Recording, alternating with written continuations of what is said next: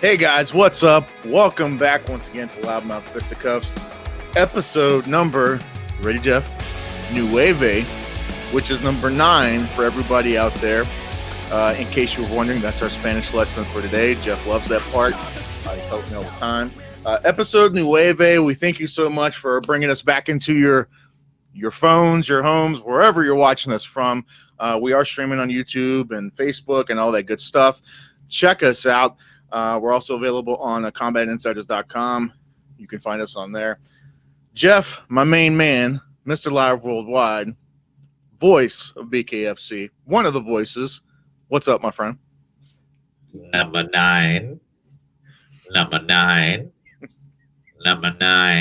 Oh, I'm sorry. I lost myself for just a second.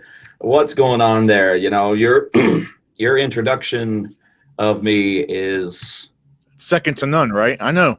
I was going to say commendable. Is that like a nice way to say like mediocre? Is that a I think you're overthinking it too much. Oh my goodness. So we got quite a few things to talk about. Just yesterday where Florida's opening up for business for all sports.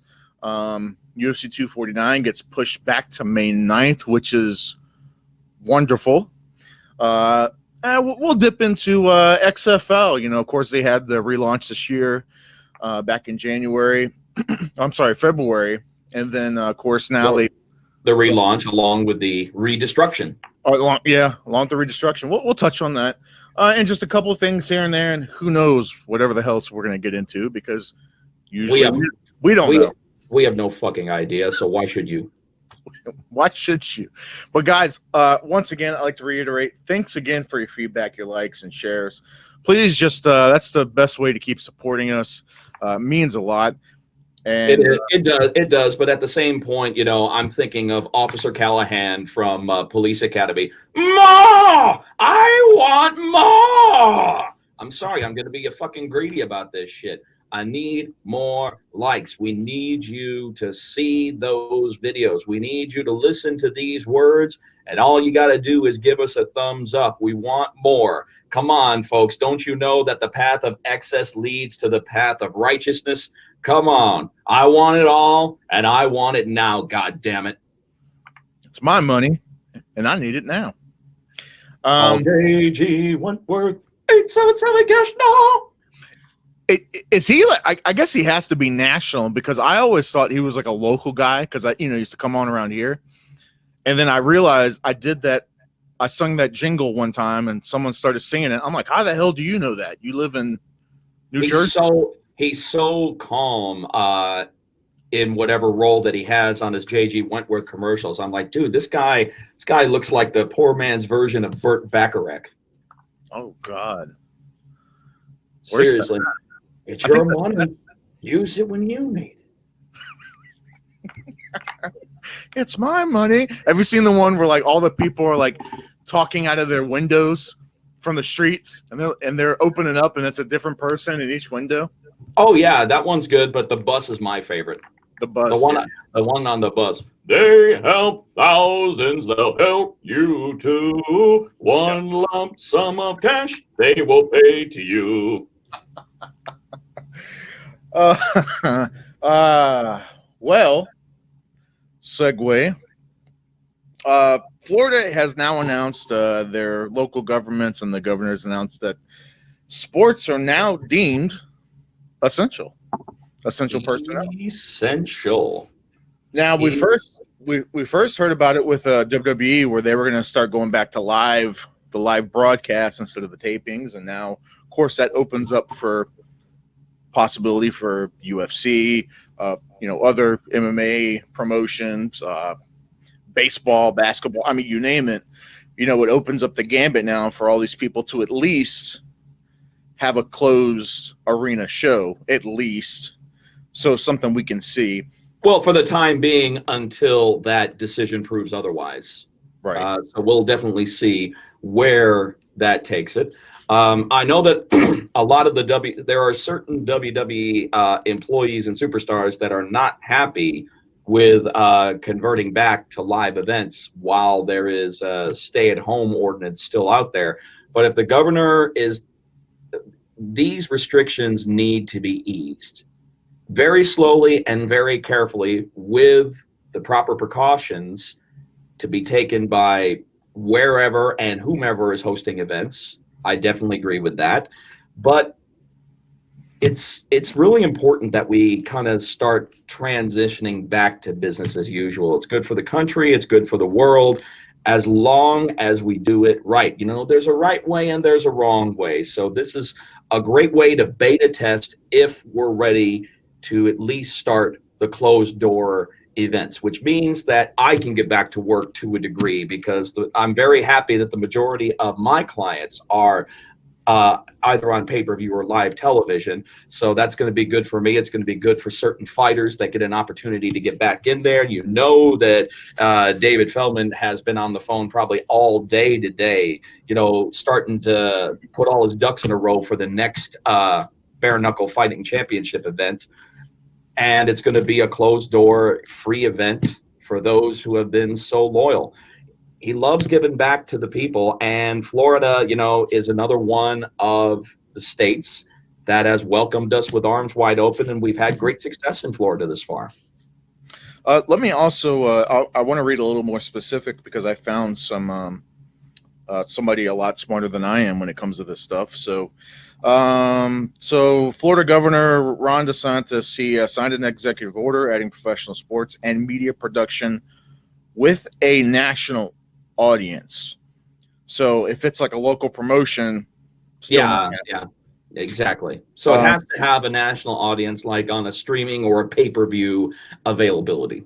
Right. Which I would assume that would still include, like, you know, maybe somebody on Fight Pass, like Island Fights or Titan, right? I would imagine. I mean, it's a national audience, so yes, national audience, right? Yeah. Yeah. So the UFC passes a worldwide, can conceivably be a worldwide audience. This is very true.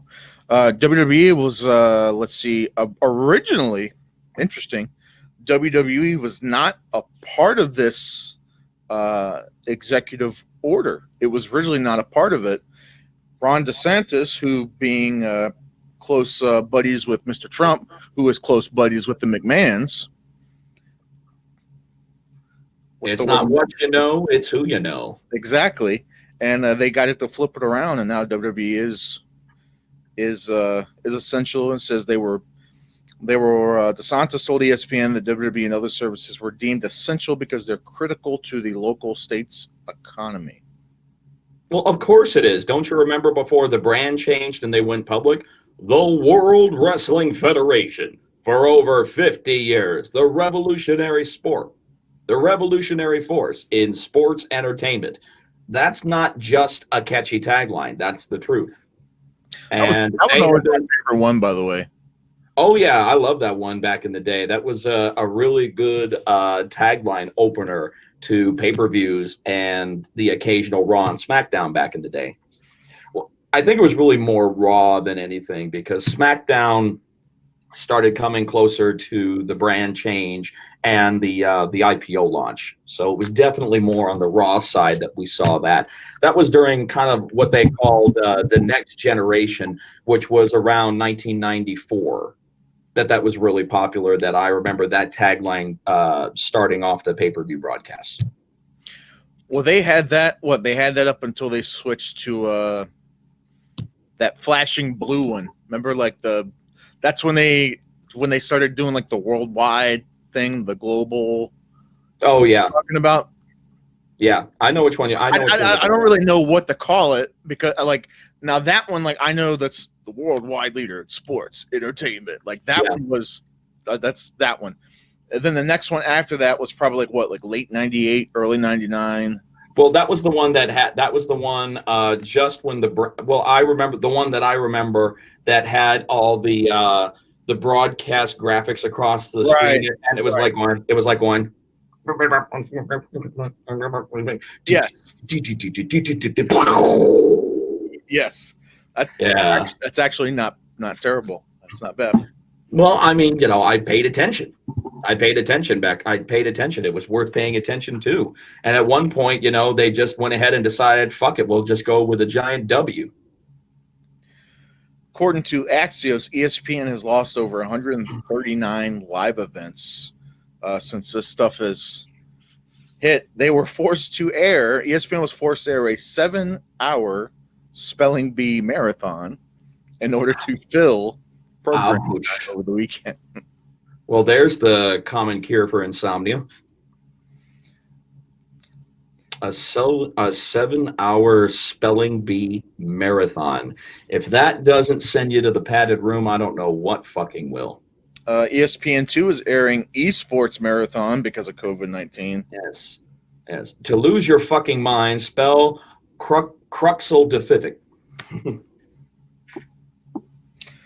But I mean, all in all, I'll tell you what, man, I'm pumped for. I think it's a good thing. I know a lot of people are. A 7-hour spelling bee is a good thing. Yeah, I love it.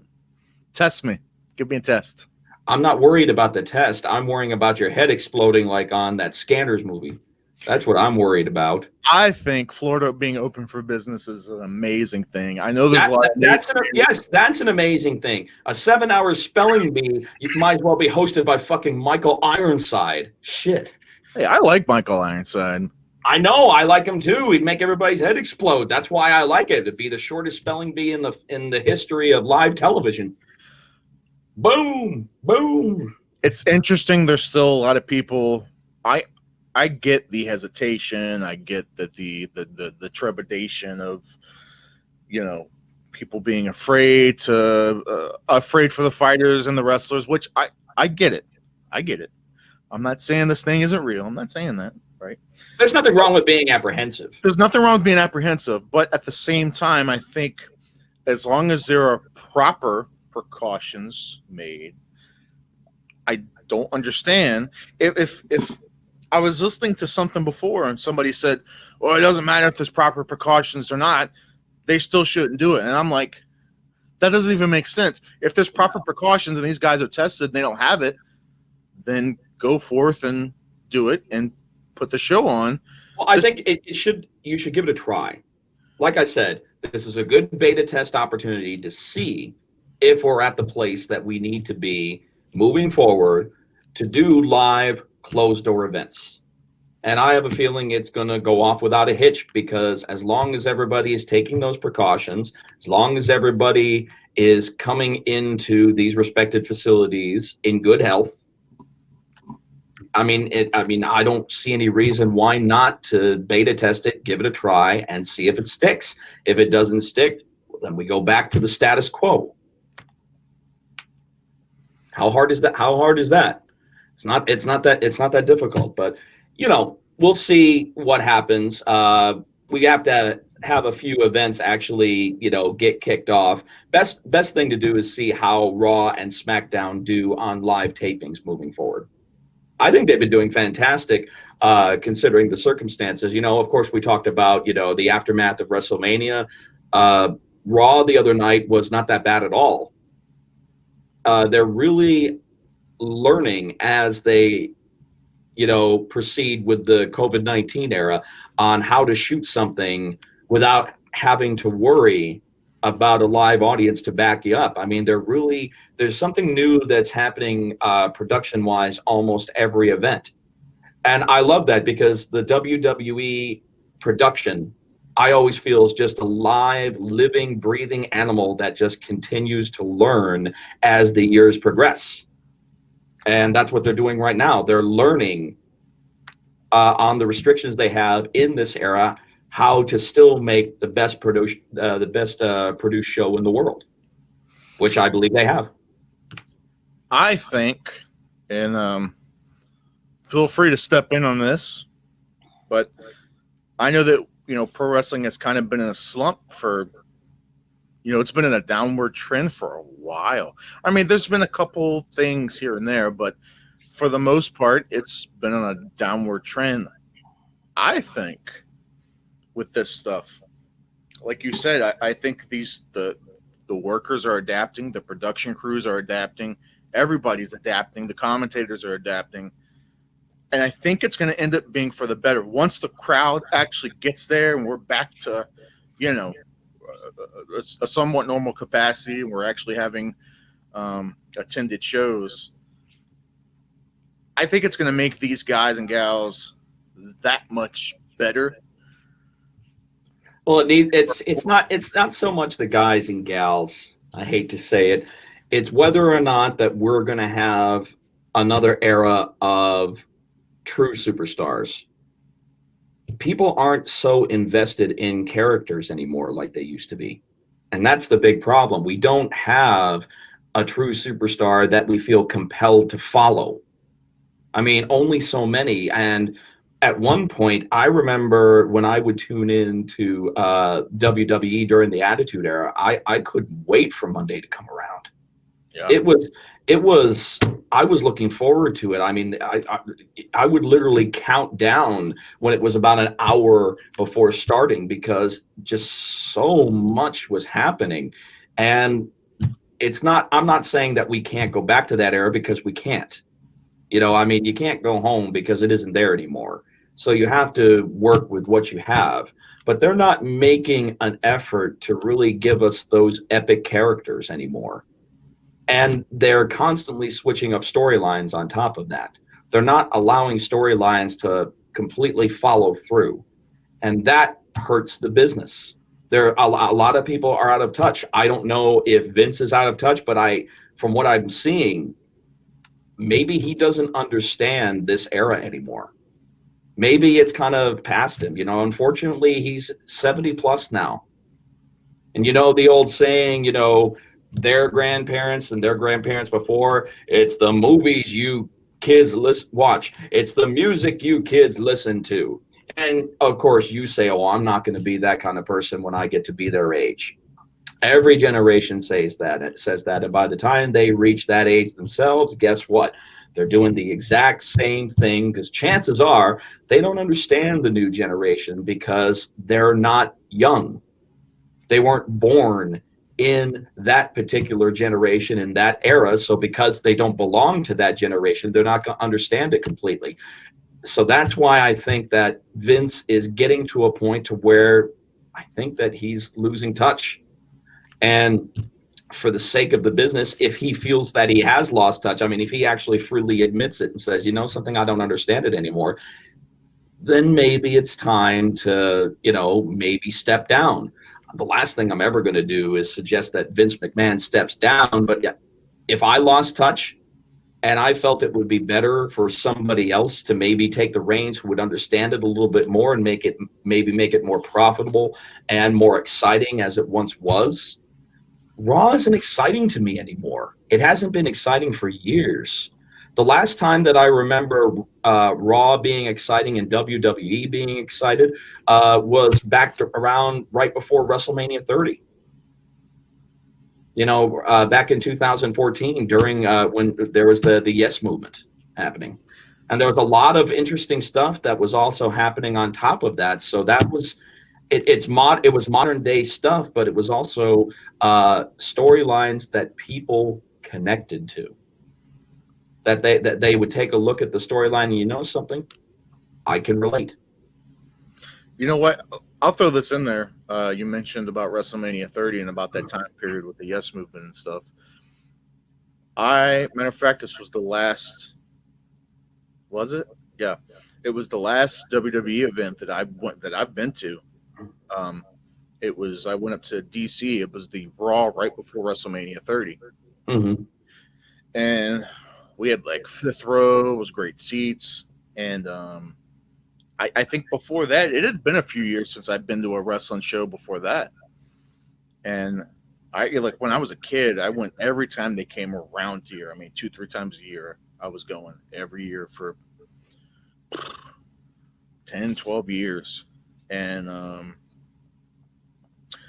I remember, I was there during the Rock era when he was big. I was there during the Stone Cold era, right, when he was big. And I remember like how big the pops were when Austin would come out and the glass would blow the fucking roof off. Blow the fucking roof off. Let me tell you what, I was in the crowd too. I don't know if I'll say it's louder, but I when Daniel Bryan was hot and everybody was doing the fucking yes, dude.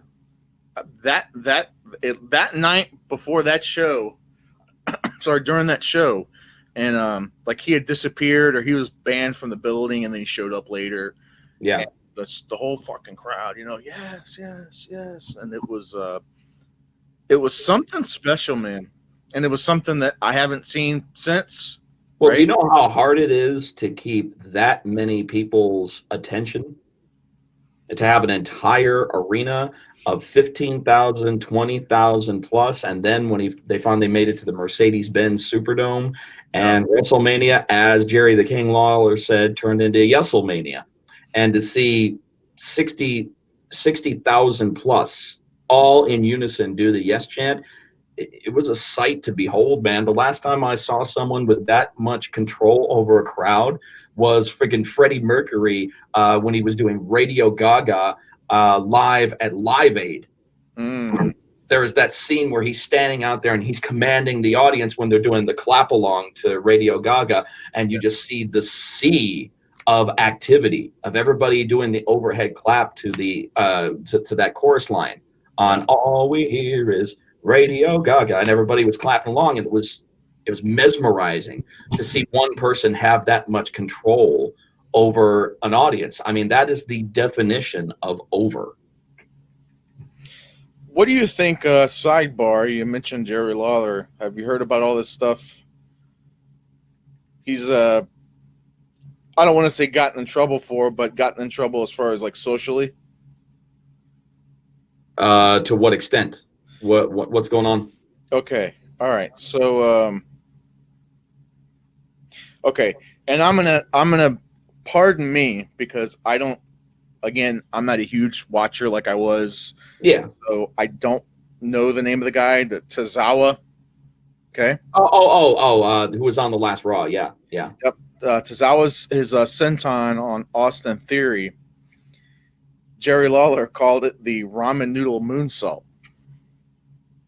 And because Tozawa, I guess, is of Asian descent, Oh, God, this was deemed like super duper racist, and everybody has been going ape shit over this. If it doesn't bother Tozawa, then don't let it bother you, you fucking pussies. God, And I'm so sick of people taking offense on behalf of others. That's the worst. I haven't heard Tozawa. Have you heard a backlash from him? And you know why you're not going to hear a backlash from him is because Tozawa is a worker, number one.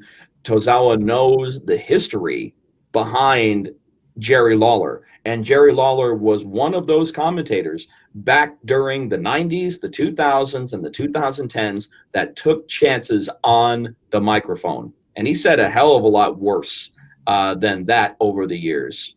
But of course, because we're in this, PC era where everybody's feelings have to be protected, that people are going to take offense to him throwing something out there. I wouldn't have taken offense to that. In fact, if I had actually been in earshot of that and I was Tozawa myself, I probably would have let out a chuckle. Hey, I would have fucking rolled with it. I would have been like, fuck it, I'm Ramen Moonsault. That would have been my new name. I mean, that would have been the move's name after that.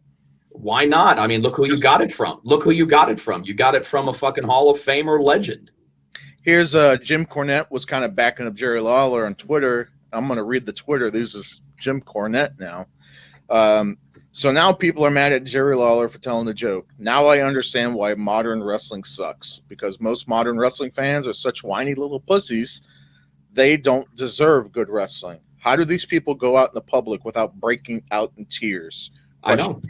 Whine. #whine. That sounds appropriate. That sounds absolutely appropriate. God, I'm going to tell you, I love Jim Cornette so much. Jim is one of those very select few from the wrestling of yesteryear that get it. He absolutely gets it. And he has adapted over the years to the best of his abilities, but he doesn't understand this generation. And I don't blame him. I don't understand it either, because the wrestling fans of this era don't know what the fuck they want. Plain and simple. Perfect example, Roman Reigns. Roman they have tried to push him down our throats for so many years, and he has been main event status on so many pay-per-views and so many WrestleManias, and the man just got nothing but a huge chorus of boos. But that's polarizing. So I mean, boos are better than crickets. I'd rather have boos than crickets any day of the week and twice on Sunday. Yes, but then he comes back after his very brief bout with leukemia. He's in remission. Everybody's happy about it. He decides to not make WrestleMania for the most obvious reasons possible. And there were so many people who were calling him a coward, calling him a pussy for not doing that, not understanding that this man is on the front line when it comes to COVID-19 risk. Sure. I mean, a leukemia in remission, I'm sorry, your respiratory system and your immunity is so at risk taking a chance like that. And I had no problem with that, because health first, family first, before anything. And then these same little fucking dickless pussies are calling him a coward. And he's like, you know something? You guys need to make up your fucking mind. I mean, you said you wanted me gone, and when I come back and I say that I have to go first, and then you want me gone again. I mean, that's why I believe that wrestling fans don't know what the fuck they want, because when they're given what they want, they find something wrong with it. They dissect it, and they dissect it for the stupidest fucking reasons. I'm going to tell you, I love the fans, but I also think that they're some of the stupidest fucks out there, because they just really don't know what they want. It's frustrating to me. It's so frustrating to me that they can't make up their fucking minds, and they say, oh, well, we're the fans, we know. I'm like, you guys are some of the most hypocritical sons of bitches out there. You say you know what you want, and then you finally get a version or a close version of it. And you're like, oh, I don't like that either. I blame social media. The same reason why there's a problem with, the political situation in the country and the wrestling situation. I think it's not that they're necessarily related, but in the realm of everything is a fucking echo chamber, and these wrestling nerds, I said it, these wrestling nerds get into their own little Facebook groups and their own little chat rooms and blah blah blah, and they get in there and they just boom boom boom boom, they all just echo the same shit off of each other, and somehow that makes them experts because they all feel a certain way and they happen to feel the same way. It's the same thing that happens in with politics. You get a group of assholes that think they're fucking experts all of a sudden just because they all share the same opinion. Well, the problem with social media is social media puts opinions before facts. Yes. And I don't like that. I don't like that. Opinions in this day and age apparently mean more than concrete facts staring at you in the fucking face. It's like when people go to restaurants and they say, you know something, I didn't want to say anything out loud, but I'm a Yelp reviewer. Like it means something. Like I want a good table, and if you want to throw in a free dessert, that's fine. Oh, I get that free dessert? I'm thinking 2 stars. You know where I tell you to stick it? I'd go ahead and I would take your plate, take it outside, throw it on the fucking concrete, and say, enjoy, and I'll enjoy my 1 fucking star. I'd shine it up real nice. Turn that sumbitch sideways. Oh God, I know where this is going. Come on, be original, please. Please don't do it. Please don't do it. Wait a minute. Coming from the man that cut a Ric Flair promo last week? Yes, because I did a good Ric Flair. I did a good Ric Flair promo. I did. I mean, anything we're doing well. It was pretty good. I'll give you that. It was pretty good. You don't have to give me nothing. I know it was good. Oh, I know. Yeah. I need no praise. I have my own. Thank you very much. So I want to get your thoughts too on since we're on this carousel. Ronda Rousey calling WWE fake, and she's comparing it to if you're in an MMA fight 300 days a year, you'd be dead and blah blah blah. So it's fake, blah blah blah. And a lot of people, from her lengthy 10 years on the road, right? Sure. So I want to read something because I think at this point, everybody kind of has heard that part already about her calling it fake, and a lot of people are pissed off about it. Okay. So this is a response from Alexa Bliss. Of all people, it's actually a really good response, believe it or not. I know. She has a very good response to Ronda Rousey. Well, she didn't like Ronda Rousey that much to begin with. So, okay, so this is Alexa Bliss. Okay.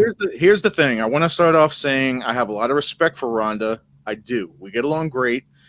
I said this already, and I'll say it again. I don't like when people use the F word, as it is with a lot of people involved in the business. When people say fake, because what we do is not fake. She's accomplished a lot in MMA. She came into our business, and everyone was way more than accommodating, more than wanting to see her succeed. It's the kind of thing that where this is a two-person thing. Every match we have, you're only as good as the person you're in the ring with. Of course. Facts. The fact that she called it fake could be her opinion on it, but it's offensive to everyone that's had injuries, myself included. I've I've been in the company for 6 years without having a single injury. Can't read. And then I end up having a whole documentary based on multiple concussions that I wasn't even sure if I was going to be cleared to ever come back in the ring again. Bliss was asked if she and also other members of the locker room would feel the need to talk to Rousey about her comments if she returned. And she indicated that something like that would probably happen. Probably, I don't know, unless it happens. I have a lot of respect for her. She has done a lot, amazing job, blah, blah, blah. She's respected. But I mean, essentially the same thing she said before. So here's my take on this. The fact,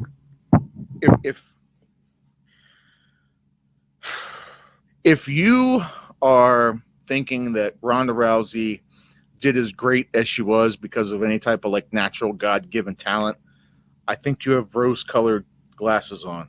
You have beer goggles on. Did she do for the time that she put in? Absolutely, she did great for where she was, for how long she was in the business and where she was. Yes, she did great in that perspective. Was she, if you just take a step back and as an overall performer, wrestler,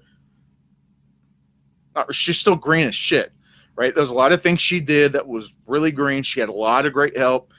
Of course, if you're fucking in there with Charlotte Flair and you know, Bliss and Sasha Banks and all these people, Bailey, that are seasoned people now and they can make you look good. Ronda, listen to that. Make you look good. Yep. The other person make each other look good. Okay, that's your job. It's your job to make the other person look good. It's their job to make you look good. That's how you do it. It's always called doing the favors. You're doing the favors for them. You guys are helping each other out. You're working with each other. Ronda didn't just come in there and all of a sudden strong arm her way up to the top. But she has a perspective. Like she's a fucking veteran. She pulls out the 300 days a year and such. I'm like, how fucking long did you really do that?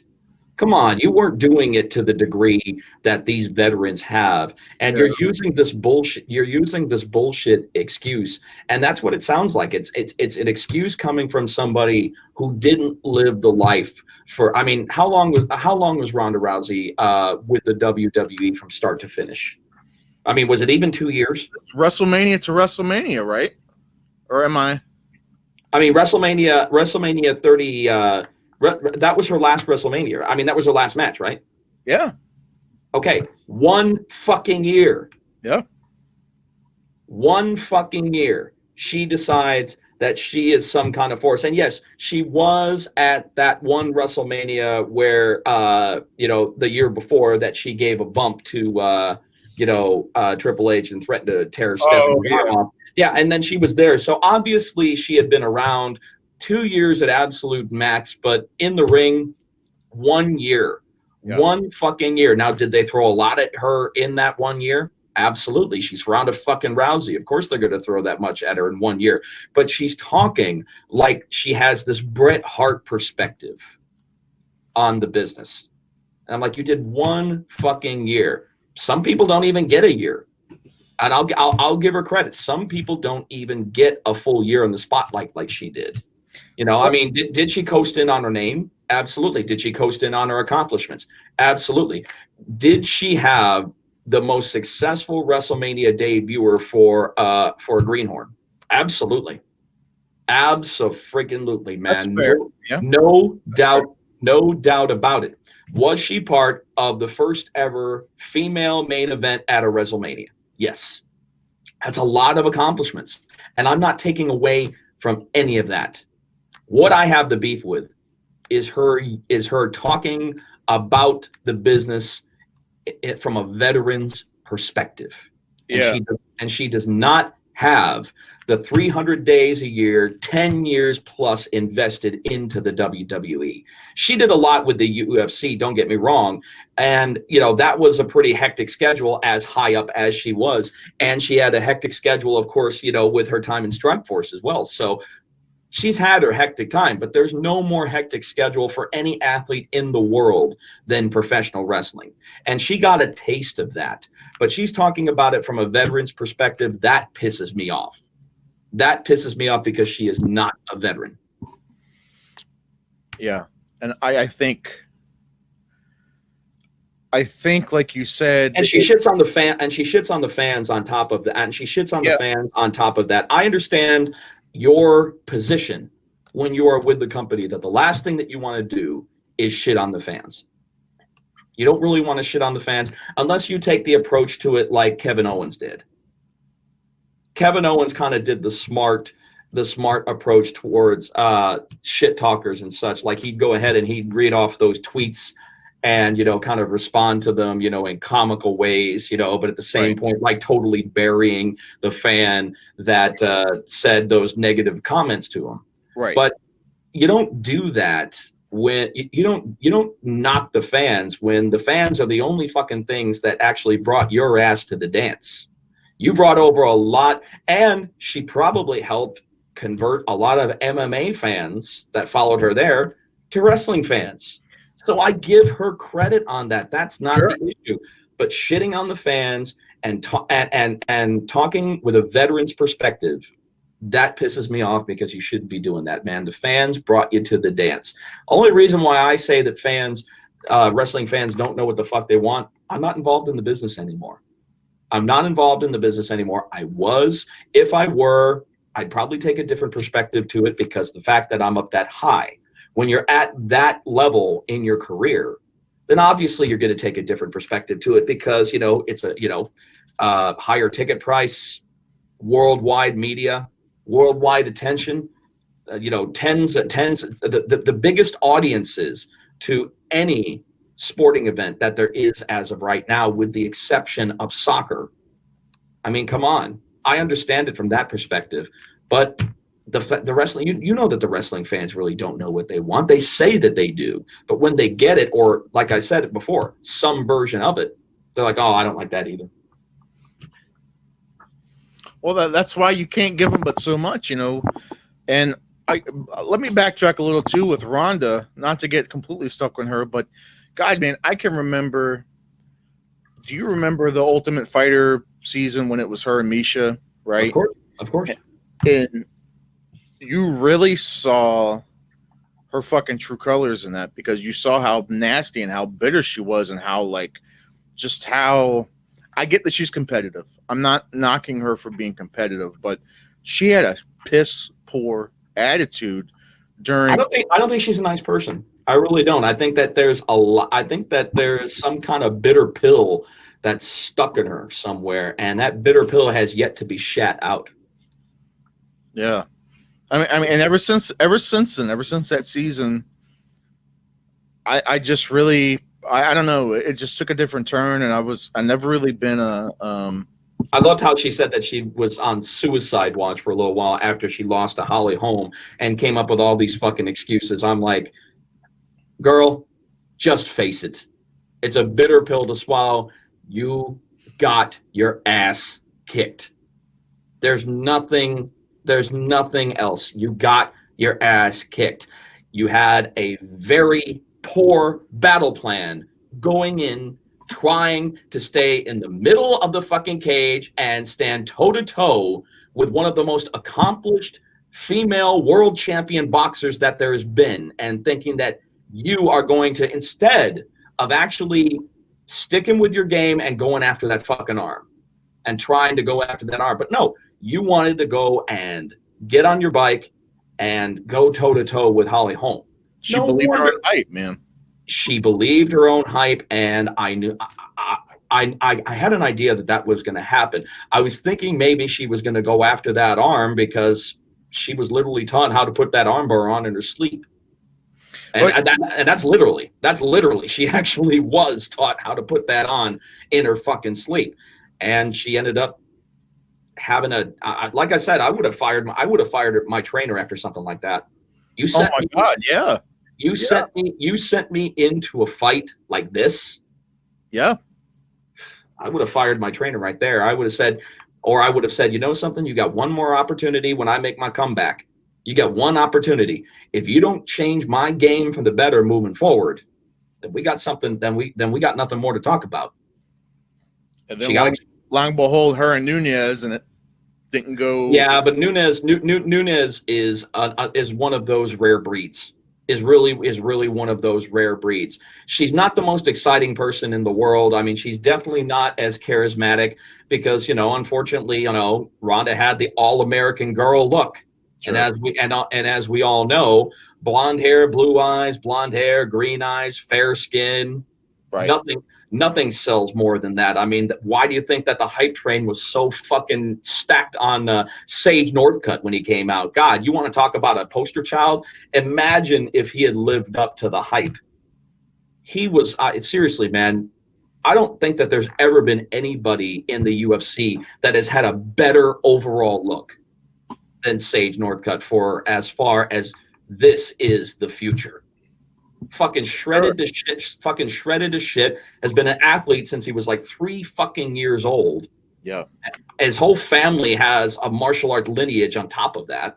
His sister's fighting now. Seems like a genuinely nice guy, Yeah, yeah, he comes from a religious background and a very please and thank you oriented family and such. And they were saying, he's gonna be it. He is going to be they felt he was going to be the driving force because this is as clean cut of a presentation. And once again, completely and totally derailed. And then they tried to do the same thing and won. And what do they do?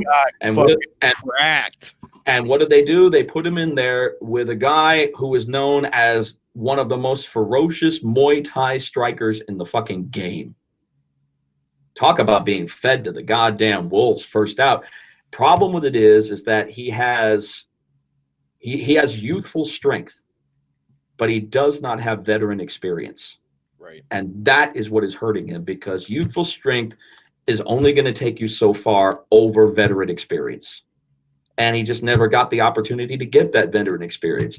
I don't know what's going to happen with him. I don't know what his future holds for one championship. He got let go pretty unceremoniously, of course, with UFC. So it's just and now did he get let go or traded? Because even the trades, I still think the trades between UFC and one were smoke and mirrors. Yeah, I think he was probably let go. I think it was let go, and I just think that there were smoke and mirrors right there because I know. I was just gonna say, matter of fact, I'm certain because I remember him doing I don't know if it was an interview or something, and I remember them talking about he wanted X amount of dollars, and Dana was just, pretty much everything that you're saying. Like, we thought you were going to be this, and you weren't. You're just not worth as much as, no hard feelings. It's just business, but. You want X amount of dollars, and granted, he did get 3 wins. He did get, how many wins did he have with UFC? He had a few. He had 1, 2, 3, 4, 5, 6, and he had a few losses in there. But this was during the hype train build. This was not, he lost to Mickey Gall. Yeah, he lost to Brian Barberina. Yep. And then, of course, when he lost to Cosmo Alexandri. Which, and by the way, in his defense, it's not like those three names were scrubs. Those are all three fucking. Yeah, but the last one was bad, man. The last one was bad. 29 seconds into round one. Yeah, but again, that dude 44-9. Again, that veteran. I know that. Like I said, the veteran experience, and also somebody who was known to be a fucking, I mean, wasn't he also like a crazy Muay Thai champion on top of that? Multiple time Thai world champion, multiple time. And he was just that, and that veteran mentality came in, and they tracked him down. I mean, seriously, they saw him coming. They saw him coming. But in Sage's defense, I mean, he's not even close to having an upside down career. The guy's 11-3. That's not a horrible record. That is a record that you can easily come back from and continue to have an incredibly successful career. I mean, how old is Sage is 24. He's 24. He isn't even close to his prime yet. He's got plenty of time. He just has to kind of go back, retool some things, and really improve on his overall game, because it just seems like I mean, he's gotten caught in several submissions, and he got caught in a very brutal knockout. In fact, didn't it break his jaw? It fucked his face up. Yeah. Didn't he have to have his jaw wired shut? I don't remember exactly what it was, but I know it was some kind of facial surgery. That's probably. And it was bad. It was bad. It wasn't. Yeah. It wasn't very good, and that's a shame. And that's a shame. But you got to be careful on who you back. As of right now, the hype train should be more hype train on Israel Adesanya. There's not enough. I think it's time for the UFC, because I absolutely believe that Israel Adesanya is going to be the next Anderson Silva. He's got an incredible skill set, good-looking kid. I mean, he's not a kid. I mean, he's 30, but I mean, he's younger. He's good looking. He's a good-looking dude. He's very entertaining. He is insanely sick on the microphone. It's almost like he has a preternatural sense on public speaking, which I definitely give him credit for. Dude, his fucking entrances are epic. The guy is such an accomplished kickboxer. He's a crazy fucking jits practitioner. Yep. He loves going into those rolling heel hooks. He'll fucking roll right into you, fucking chop your ass down, calf cut your ass, and get you into a heel hook. Hey, and more importantly, unlike his the guy he's been arguing with a lot here lately, he's clean. Yeah. He's clean. Yeah. He doesn't get roped into the shit. He stays away from the bad stuff because he realizes that he has everything to lose. He doesn't want to take the route of fucking John Jones. And here's John Jones already making plans about, I'm ready for the heavyweight division. Dude, I'm like, they should be distancing themselves away from your fucking dumbass. You know what? I will go on record. I think that John Jones, he can say what he wants to. I don't think he wants to fight with Adesanya. Oh, no, I don't think so either. I think he sees pieces of himself, of how he was, 5-6 years ago. Before the shit roped him in. I think he sees that lion in Adesanya, that fire that he, not to speak ill of John Jones. I'm not saying like John Jones is on his way out the door or anything. I'm not trying to say that. But in terms of just that fire, that young lion, that hungry lion, that's Adesanya now. That's where John Jones was, 5, 6, 7, 8 years ago. John Jones was the hungry lion. He was the young lion that was putting all these guys on notice, and just going down the list as he beat all these legends and all these guys, just checking their names off the list. That's going to be Adesanya now. And of course it is. Of course it is. The guy's 19-0. The guy is unfazed. I don't know, man. I mean, it's different, but I think Adesanya I know that he just had that close fight with Romero, right? And you know, a lot of people feel whatever way about that, and they're talking about a rematch with that already. But Well, it wasn't a close fight. It wasn't a close fight at all. It wasn't a close fight at all. Yoel was boring. Yoel refused. Oh, fuck. No, I'm sorry. No, I think you're talking. Are you talking about? Yeah.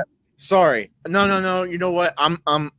Who are you talking about? That was the one where they kept dancing around the fucking ring, and okay, never mind. I Sorry. was just saying, Yoel Romero. That was not a close fight. Not at all. That was boring as shit. Yoel refused to close the distance and refused to engage. Israel was there all the fucking time. He said, come on, man, let's get this done. And he just didn't want to do it. And I don't know why, because Yoel's got that crazy wrestling strength. I don't know what the fuck I was thinking. I might have been thinking Costa and Romero. I don't know. Anyway, I think the move here, man, is I'd rather see John Jones and Adesanya. Let them do it at light heavyweight.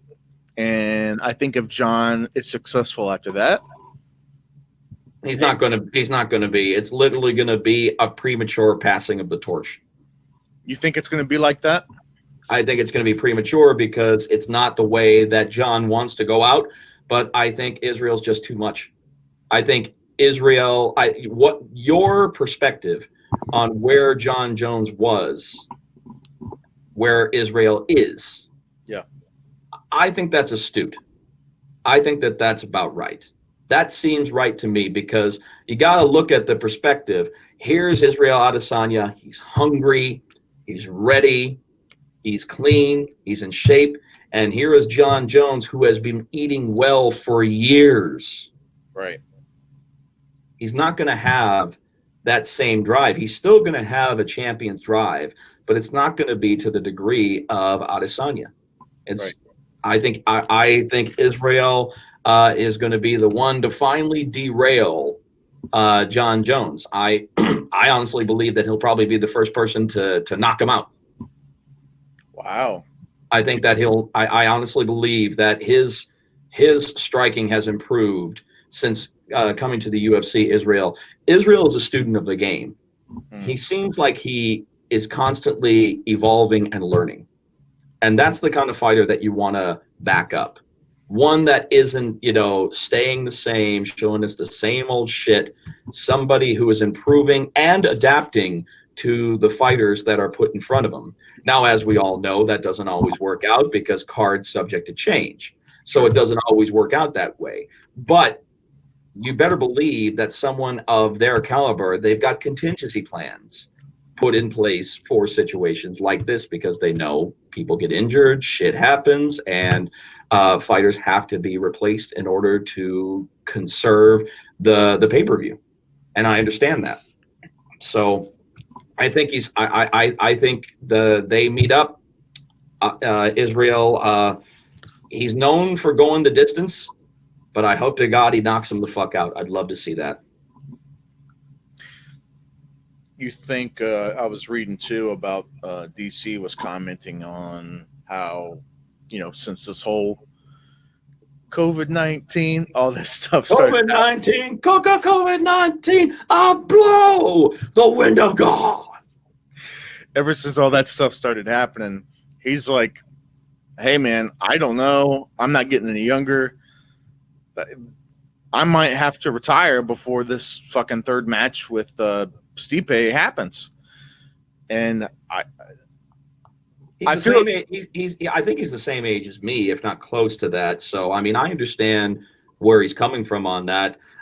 Wrestlers, sometimes wrestlers don't have a long career. Sometimes they do. And I know that DC wants to have quality of life in his later years. He said that on several occasions. He said, I don't want to be one of these types that's confined to a chair with CTE the rest of my damn life. Understood. And you know what? He deserves to have a quality life. You know, he's given a lot of himself. He's given everything himself to the sport. He's given everything, and he's been a hell of an ambassador. I would try to control the crying in the cage sometimes, because that just leaves your ass open for basically memes that'll come out and butt fuck you into submission. If that's the worst thing he does, and I'm okay with DC if that's the worst thing he does. But I think there was talk about him probably taking some type of office position. I know what's going to happen with him. He's eventually going to transition into a commentator's position. You think that's inevitable. He's a good analyst. He's a very good analyst. He's very good at talking. I've been fortunate enough to have interviewed him a couple of times when I did shows up in Northern California, and he is very good on the mic. He thinks very quickly on his feet, and he gives a great fighter's perspective while giving a commentator's perspective at the same time. Because sometimes if a fighter just gives you their perspective, it may not be a perspective. It doesn't break down for the common Joe, for the average Joe. Well, not only that, it's not articulate. Right. It's not articulate, because that's I have to believe that a commentator on a major promotion has to articulate to a certain extent that the common fan can understand. Yeah. And sometimes fighters don't do that. Sometimes it's so damn technical that, there's no sizzle on the steak.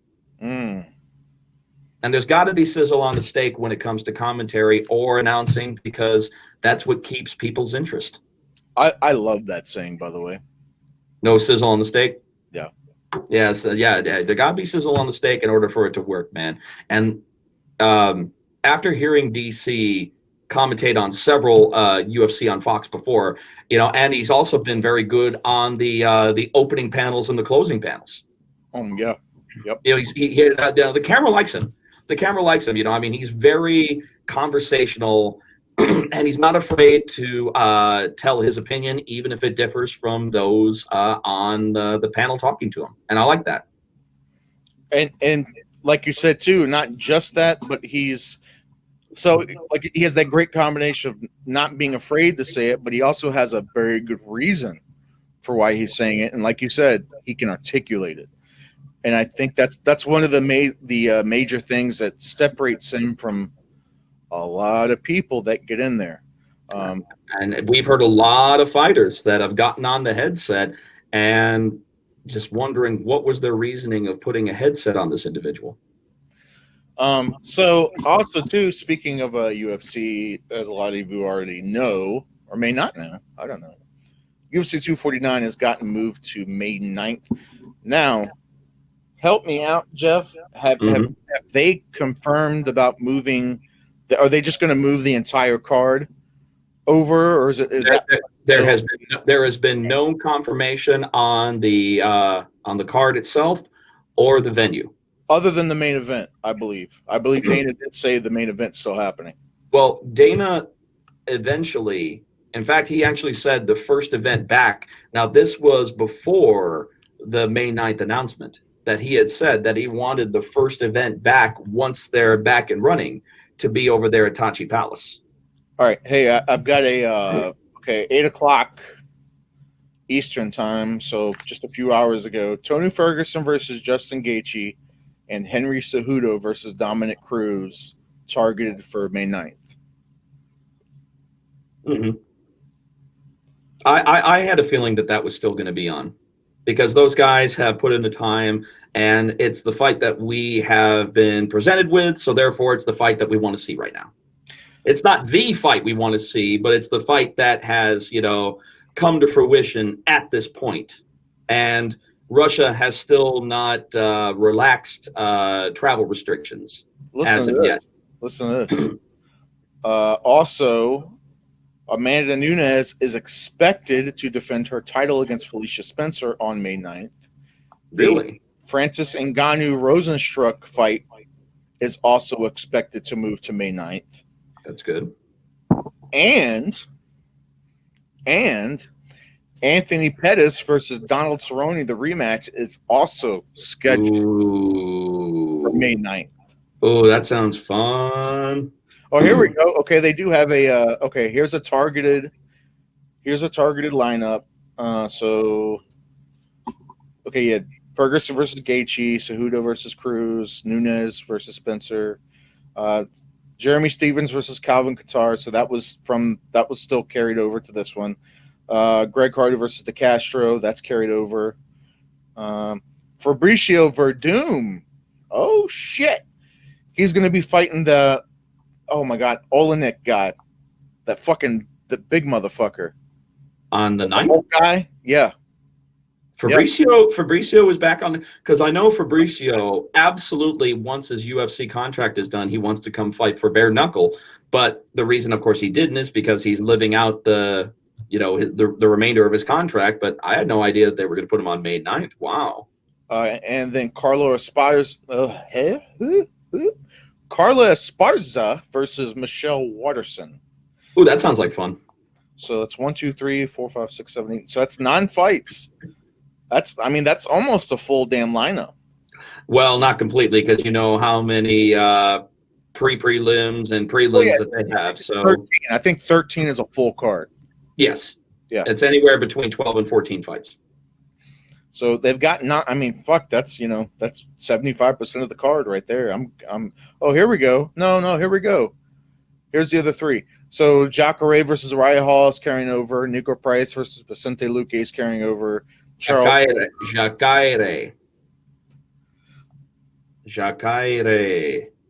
I'm just gonna call him Ronaldo. Okay. The reason why I know that is because I have announced Daniel Toledo.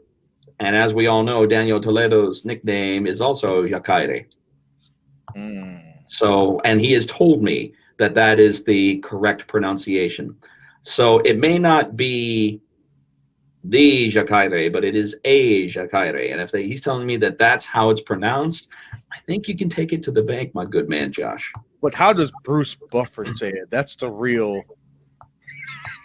He says it in the manner of which I don't give a fuck. Now, Jeff. I don't care how the man does his job. The only thing that pisses you leave the Bufferino alone, okay? I mean, leave him alone. I just said that. How media is going to run wild on you if you keep this up, Jeff. How am I ripping on the man if I say I don't give a fuck how he does his job? Hey, I'm not ripping on him. If I were ripping on him, then you could go ahead and pull the whole "leave Brittany alone, leave her alone." You could go ahead and do that, but I am not ripping on the man. So therefore, why do you have to come to his defense when there's no defense necessary? Stop getting offended for other people on their behalf. Buffermania is going to run wild on you, Jeff. We'll see. So that's the 12 fights right there. If that is the card, whoo, that's a stacked fucking card, man. That's it. Well, it needs to be a stacked card. It absolutely needs to, because it's a welcome back to live events, but not necessarily welcome back to live attended events. This wasn't on the docket, but can we talk about Cejudo versus Cruz for a second? Everybody knows Jose Aldo didn't win the fight. Marlon Morales won the fight, but then they still gave the title nod to Jose Aldo. I'm not a big fan of it. I wish they would have kept it the way it is in the history books. I get it. I agree. I thought Aldo won the fight. I'm there, right? But that wasn't the situation. You know what the situation is, why the fight was scrapped. The fight was scrapped because he didn't take care of his fucking visa, man. Oh, no. I'm not talking about that part. I'm just talking about the part of why he gave the title fight to Aldo, not Morales, in the first place. Oh, okay. Gotcha. Yeah. I understand that. So, yeah, then fast forward. There's between the whole COVID thing and his visa and all that, some stuff got messed up, and now that he can't travel out of Brazil. And that because of course the restrictions are still there. So yeah, I understand that. I get that part. But now insert Dominick Cruz, who hasn't fought in 2 years. Yeah. 3 years. and you're just going to plop him right into the title picture. I know Dominick Cruz is a name. I get that part. But is that really? I don't know, man. I don't know if I agree with it. Well, we're not in a situation to where you're either going to agree with it or disagree with it. These guys have to scramble for this first show back. And whether or not, and we're in a situation to where there are so many fucking travel restrictions where even if you wanted to get the right person for the fight, chances are you probably wouldn't be able to, because there is so many countries that have travel restrictions that are still in place. No matter what kind of cash you front up, there are some countries that are saying, no, we're not opening our borders and we're not lifting travel restrictions because the needs of the many outweigh the needs of the few. So said Captain Spock so many years ago. And it's above any one fighter. It's above any one promoter. It's above any one promotion. So that's why they're doing everything that they can. You may not agree with it, but our choices are limited, especially in the title picture when we have so many international fighters that are quarantined and grounded literally in their respected countries. So we've got to do the best that what we've got with what we have. Now, if you don't agree with that, who do you believe would be a better suit in that title position considering the travel restrictions in place? Morales.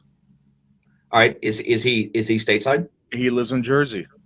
Okay, so he's stateside. Okay. Yeah. Okay. All right. I mean, he won the fight. Now, if that's not possible, save the fight.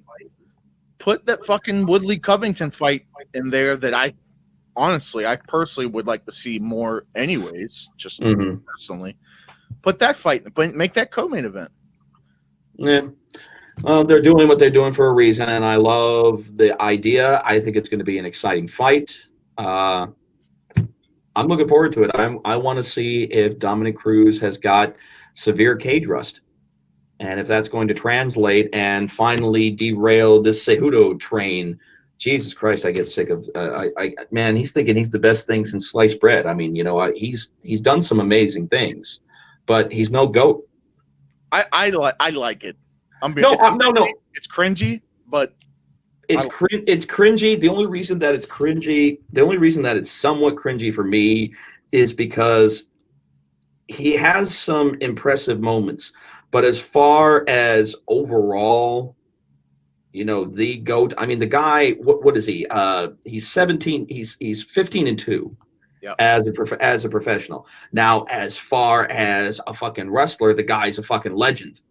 Right. The guy is a fucking legend. He's a gold medalist. He is a gold medal. I mean, he's up there with fucking Kurt Angle and shit like that. That's incredibly impressive. Do I think he's the GOAT? No. I don't think he's the GOAT yet because he doesn't have – he's got a pretty good victims list. I'm not going to lie. It's not horrible. It's certainly not horrible. The only thing that needs to happen, which of course is never going to happen, is that we're never going to see that trilogy between him and Mighty Mouse. I'm not concerned about not seeing it, to be honest. Well, I know because the last one was a split decision, and it was, I get that. I get that. And, we may never see Demetrius Johnson again because, I mean, how many years did Demetrius Johnson spend in the UFC being the absolute most underrated fighter that the UFC's ever produced to have the record that he had at the time? I mean, it's just, but the problem with it is that he was fucking boring. And when you're fucking boring, man, it's just, you can't do a lot about that unless you actually make those changes for yourself for the better. And he's still got a stellar record. Don't get me wrong. The guy's 30-3. That is a great fucking record, man. I mean, how many years did he go undefeated? I mean, he went from what, 2012 to 2018. He did 6 years. Yeah. Unopposed. Yeah. That's impressive. And he was busy in that 6 years on top of that. He was busy on that 6 years. And look at the names of the people that he lost to. Brad Pickett, Dominick Cruz, and Henry Cejudo. Right. And in all of those fights, he didn't get knocked out and he didn't get tapped. They were all unanimous decisions, except for Henry. I'm sorry, Henry was a split. I think when Dillashaw comes back in January, I think he comes back and fucking smokes whoever's at 135. I want to see Demetrius come back. I don't think he's not being utilized right in one. I don't think they're utilizing him right in one. He needs to come back. He needs to be repackaged. They need to send his ass to fucking promo camp. Because help him. He's got no personality, dude. Well, like I said, send him to acting class. Send him to promo fucking camp. He's making all that fucking money. You're telling me that you can't take acting classes on the side, or they can't get him hooked up that way? Here's the problem. I know you can't force it. You either got it or you don't. I get that. Yeah, you can't expose what's not there. I think could they do a better job? Absolutely. Right? They could do a better job. Do I think it's really going to matter that much? Because let's just say they put the machine behind Demetrius Johnson and give him all the cool promos and all the cool, Demetrius Johnson, 83-0 UFC legend. But he's also a fucking flyweight. Flyweights are tough to sell. Henry Cejudo is the only one who's actually been an interesting motherfucking flyweight. And I'll give him credit for that. It's just he makes himself to be out the GOAT. He's got this Ric Flair attitude and everything like that. And I can understand it, and I can also appreciate it. And he's got some wonderful wins under his belt. But he doesn't have the career that fucking Demetrius Johnson has. Yeah. He doesn't have 6 years unopposed. Yeah. Which was fucking incredible. So, I mean, we'll see. I mean, can he still be building upon his legacy? Absolutely. Without question. Will it, continue unopposed now that, he, has all the gold? I don't know. I have no fucking clue. Just like we were talking about before, you're only as good as your dance partner. Mm. Yeah, and that sentiment translates over to, especially this whole fight game, right? Not just pro wrestling. It translates into everything. Because it translates to every combat sport on the planet. Yeah. How many times have you seen boring fucking fights where this person should have never stepped into the cage or in between the ropes, and then you've seen two motherfuckers who had the same idea to go out there and be fucking heroes? Hey, very, very recent example of two guys who, every time I've seen their names on a card, I'm pumped to see them fucking fight. They've never disappointed me until they fought each other. Who am I talking about? I don't know. I can't read minds. Oh, I know what you're talking about. You're talking about Lobov and Knight. Yeah, I'm talking about Lobov and Knight. No. Two guys who were great, but it ended up being a boring ass fight. Oh, boring ass fight. I'm sorry, I wasn't paying attention. I wasn't paying attention. You're not that interesting. You don't pay attention to me like you used to, Jeff. I don't know what's happening. I know what's happened. You've let yourself go. Oh. Let all the people listen, man. I'm gonna tell you, working out is a turn on. No, I do not know who you were talking about, but I'll probably give you a nice as soon as you say the names. So say the names. Francis Ngannou and Derek Lewis. Oh yeah. Two guys who, like, when you see them on a card, every time I see him, I'm pumped. I'm excited to see him. And it was boring as shit. For whatever reason, we threw those guys together. I guess, man, we were going to talk about XFL launch and bankruptcy. There's really not a whole lot to delve into on that, but because it wasn't anybody's direct fault, because this was not a revisit of the first XFC, the XFL launch. Right. It wasn't the same circumstances. The reason that the XFL failed to begin with, as you know, is because it was not a separate entity, literally, from the WWE. There were too many WWE references. This should have been its own sports entity. Stay as far the fuck away from WWE as could be. There were wrestlers coming on the field all the fucking time. They brought in Jim Ross. And Jim Ross, I'm going to tell you, Jim Ross is is such an amazing guy. I'm very fortunate to have actually been brought to the ring by Jim Ross. And when I was doing boxing in downtown Las Vegas, very, very briefly for Roy Jones Jr. Boxing Promotions, Jim Ross decided to give pro boxing a try. And I was very fortunate that I was part of the production team of that broadcast. So I remember listening in my IFB, all right, we're all in anticipation for the decision of this main event. So let's go up to our dynamic young ring announcer, Jeff Houston, if in fact that is his real name. And when I'm verbatim, he said that. And I just remember I had this huge smile ear to ear while I was listening to that. And then I saw the little red light on the camera come on. So I'm like, I had to like immediately turn it off because I was kind of marking out there. Yeah. And I was afterwards and I said, Jim, thank you so much for that. I said, that will live in the frontal lobe of my brain for the rest of your life. And he's like, well, better not live there forever, man. You got a fucking job to do, man. That's JR. That's JR, man. But, you know, he tried to do football because everybody knows that he has been literally a Sooners fan since birth. The man is as Oklahoma gets, and he didn't gravitate towards football commentary very well because he was a fan, not a professional football commentator. So therefore, he called it as a fan. Right. And in boxing, you know, I mean, he had a great. But I will tell you this one thing, and I know this for a fact: he was carried a lot. He was carried a lot because he didn't have a huge background behind the sport. He had known a lot of the luminaries as his career advanced because there were so many boxers that loved coming to live pro wrestling events. So he definitely knew about the sport. But as far to say that he has years and years of experience on commentary for boxing, he has none. Right. So he had to depend on others, and he was not the lead announcer over there. You know, I mean, he was color.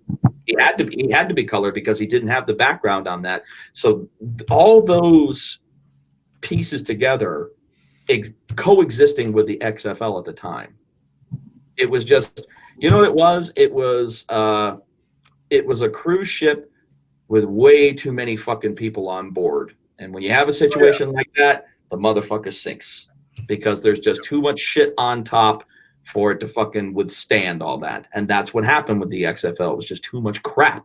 It was stacked. I didn't know that they could stack crap that high. You know, that old lovely saying. And that's what the XFL was then. Then, of course, Vince says, you know something? Let's try it again. But this time, it's completely separate.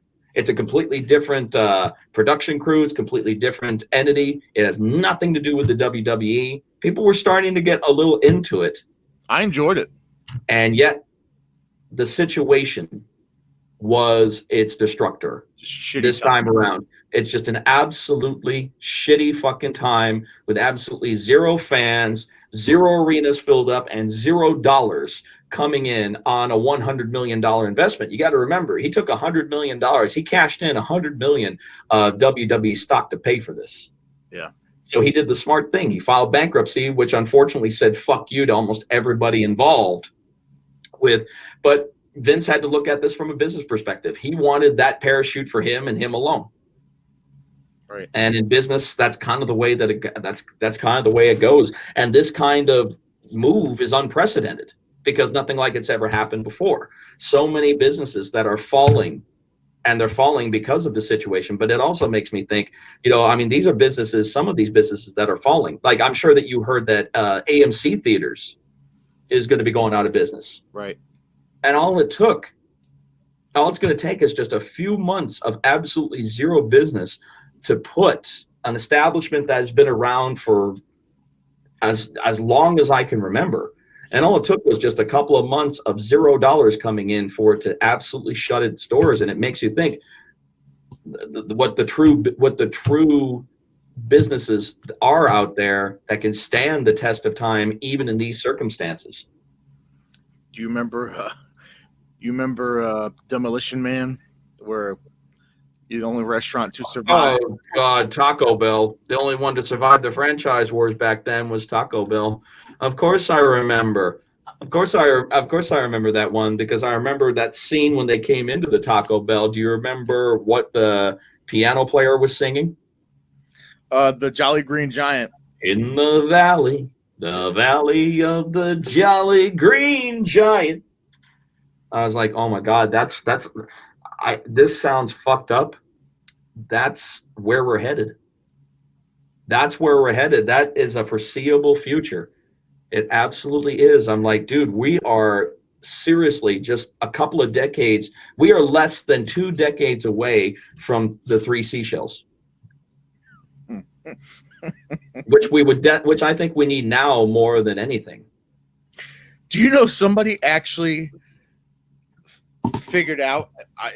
Obviously, I don't know if it's legit or not, but figured out the actual use and how the 3 seashells actually work, and it made sense. Well, weren't they like little bidets or something like that, or didn't they suck the shit out of everything or something like that, like a scoop or something like that? No, you throw away the shells though every time. Yeah, they're reusable. They pop up just like pop, pop, pop. Yeah. I got that because the way that they were set up, it almost looked like it was like it could be fed from underneath. Like you take one shell out, and the next one comes. And I come on, you have if you watch throughout the movie, there you go. Especially, don't you remember when they put him up in that room for the night, and he walks in the bathroom? Oh, he doesn't know how to use the 3 seashells. Yeah. You hold 2 seashells like chopsticks, hold gently, and then scrape what's left behind with the 3rd seashell. Okay, so basically you've got what you've got is you've got shit chopsticks. Yep. You've got shit chopsticks to ease it out, and you've got the 3rd one for final cleanup duty. You're correct. Okay, well, considering that this is a society where they didn't even have handshake gratings, but yet they're asking you to ease shit out of your ass with chopstick seashells and a 3rd one for final cleanup duty. Oh yeah, that's. Well, think about it though. Maybe that's why nobody wanted to shake hands, because they all knew, hey, this guy probably has shit on his hands because he just used the 3 seashells. So therefore, we're only going to do this. Oh God, I don't want to think about that. We already have to worry about people not washing their hands now. Now we have to worry about fucking seashell shit chopsticks. Lovely. That's what I'm going to call them. That's what that is their new official name. Seashell shit chopsticks. I will add this as just a final thought to that is I've been in the restaurant business for a long time, and maybe it's because of that, or maybe it's just because I've done it anyway since I was a fucking kid, washing my hands after using the restroom, washing my hands before I eat. I've been doing this my entire life. I honestly can't comprehend how this is like a new thing to some, like, people act like this is like incorporating something new into their lifestyle. I know, like it's never been done before. Yeah, like it's like this is something new. This is something that has just been brought to light. Oh my God, we just took a major shit and now we have to wash our hands. Oh. Hey, when you touch something funky, wash your hands before you get ready. Wash your hands. Exactly. Well, think about it from George Bush Sr. When he would do, well, thank you, Tom. It's a great ball game that we're having here. Paper towel, Mr. President. Not gonna do it. Not gonna do it. Wouldn't be prudent at this juncture. Let's say that we try that blower thing over there. I just love the way that it blows the moisture off of your hands. Maybe get one up in the White House. Get one up in Kennebunkport. A gift set for Gorby.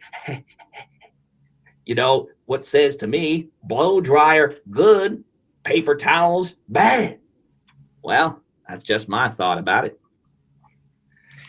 I'm going to say that's a good impression, but That's a good impression of Dana Carvey doing George Bush. That's what it was supposed to be. Okay. It wasn't meant to be a direct impression of George Bush. That was an impression of Dana Carvey doing George Bush in a specific movie. But good nonetheless. Good impression. I like it. Of course it was good. I said it. Of course it was good. Guys, we're kind of getting near the end of our little shindig here. If you like what you heard, and why wouldn't you? Give us a thumbs up. Give us a little share. Give us. How about you give us a thumbs up anyway? Yeah. Give us a thumbs up anyway. Why do you need to judge what we're doing? We're on here completely unscripted. We have no idea what the fuck we're doing. We're having a good time. We hope that you're having a good time on top of that, because we're trying to be fucking entertaining about it. So the very least, we're not asking for money. We're asking for a little thumbs up love. We're not asking to put your thumb up your butt, pull out a plum, and say what a good fucking boy or girl you are. All that we're asking for is that nice little click that takes no more than 1/5 of a second out of your life on that little digital thumbs up. It's the least amount of effort that we ask from everybody. Give us those likes, and you know what we'll do? You want to put a comment on top of that and say what a good job we're doing? We appreciate the fuck out of those comments, man. Whether they're good or bad, you know something? I'm going to tell you this. Even if you put on here that's saying you guys suck, that's fine, because now we know, Jeff. And now we know. Are we going to improve? Absolutely not. We're going to get worse. Yeah, improving's too hard. We don't have time for that. I'm going to tell you, at my age, if I improve, it's incidental. Yeah, it's just this is what you get. Take what you can get, people. This is absolutely. It's basically grumpy old men without the old. Oh God, I love that movie. Anyway, guys, we're gonna wrap it up for episode Nueve. Check us out next week when we're gonna have, get ready, 10, which is 10. Oh God. Oh my God, my head hurts so much when you decide to go international. So get ready for our Spanish lesson for next week. We're going to go over that in detail. And then we're actually next week, I plan on counting all the way from 1 through 10, for maybe people who, aren't traversed in Espanol. Okay. And what you're going to do is you're going to scare away for every single number that you give off, that you double that of the people that you're going to scare off from this broadcast. I don't believe you, Jeff. Well, you can believe me or not, but every time that you decide to speak Spanish, a little part of me dies inside. So in other words, I should keep going. I said a little part of me. I'm not going to give you that much fucking credit. Shit. Oh, man. That's going to be it for us, Loudmouth Fisticuffs. And we hope you enjoyed it. That's Mr. Live Worldwide, Jeff Houston. I am Josh Furs from CombatInsiders.com. We love you. Thank you so much for joining us. And that's all we got. Peace. Stay the fuck home. Wash your hands. Jesus. Yeah.